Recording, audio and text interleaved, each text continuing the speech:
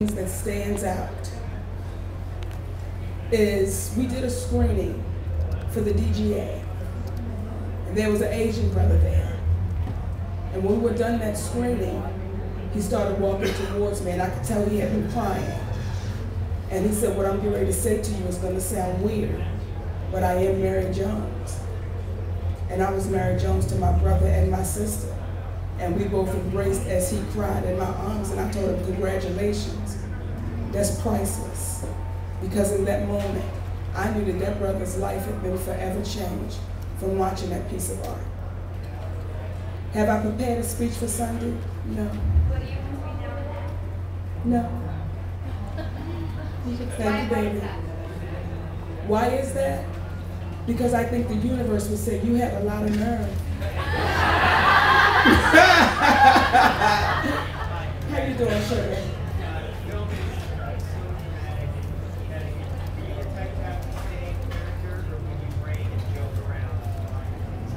The moment Mr. Daniels said cut, we had a good time. Like I said previously, my husband said, "Don't judge it, just be it and leave it on the floor." So the moment he said cut, Mary Jones was left on the floor. Thank you, baby. Who are you rooting for on Sunday? And do you have predictions of your own? Who am I rooting for on Sunday? Everybody. It's a beautiful thing, baby, to get to that place. So everybody that walks that carpet Sunday, including you as a reporter, I'm rooting for you too. So everybody gets my vote.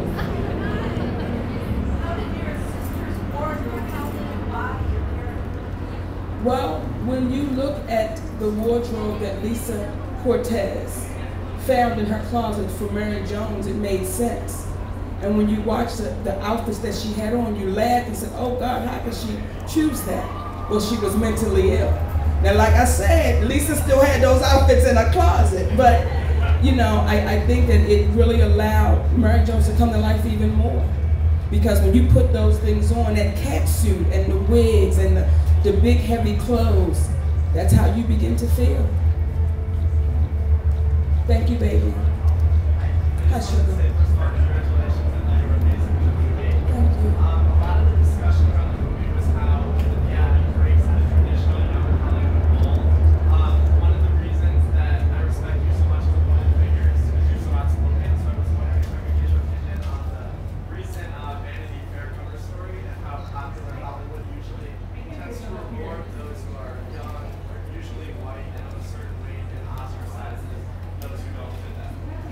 You want to know how I feel about the cover?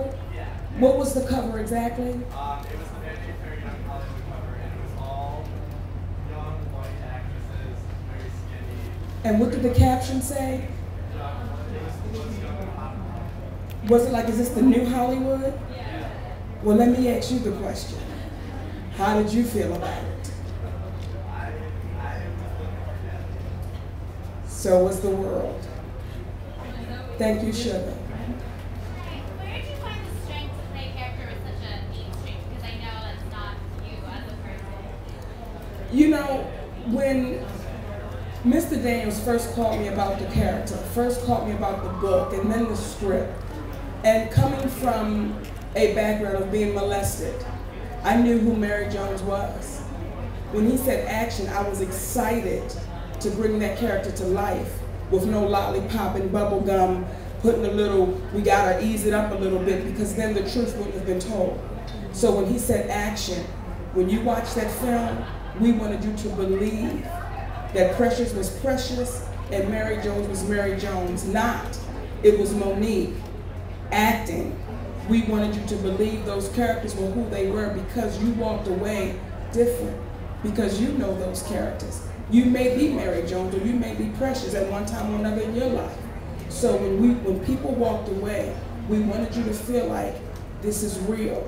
This is not Hollywood, and it's got this amazing ending when you know life just don't work out that way. Even though the ending was beautiful, but she still walked away with HIV.